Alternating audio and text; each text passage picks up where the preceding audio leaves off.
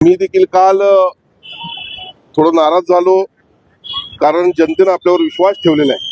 मी अधिवेशनात असल्यामुळे माझी काल कुणाशी चर्चा झाली नाही, पण येताना मी सर्वांशी बोललो की अशा पद्धतीनं करवीरवासियांची निराशा करून आपल्याला चालणार नाही आहे. कारण आपल्यावर त्यांनी विश्वास ठेवलेला आहे. महायुती म्हणून या ठिकाणी करवीरवासियांनी विश्वास ठेवलेला आहे आणि आपण कोल्हापूर शहराला विकासापर्यंतच घेऊन गेलं पाहिजे. ज्या काही गोष्टी काल घडलेल्या आहेत त्या निश्चितपणे चांगल्या नाही आहेत आणि पुढच्या काळामध्ये असं घडणार नाही या दृष्टीने आमचा प्रयत्न राहील.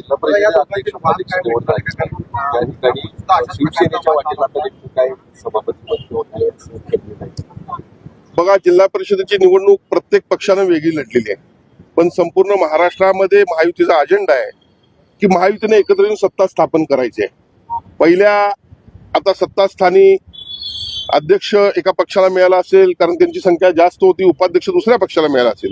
निश्चितपणे तिसरं जे बांधकाम समिती असेल किंवा प्रमुख जे स्थान असेल ते तिसऱ्या पक्षाला मिळेल आणि संपूर्ण कोल्हापूर शहरासह महाराष्ट्रामध्ये महायुतीची घोडदौड ही सामंजस्यानं सुरू आहे.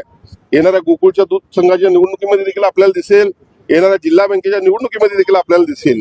सर्व ठिकाणी काँग्रेसचं नामोनिशाण मिटलेलं आपल्याला दिसेल. महायुती निश्चितपणे विजयी होईल. जनतेचा अधिकारनामा, जाणीव हक्काची.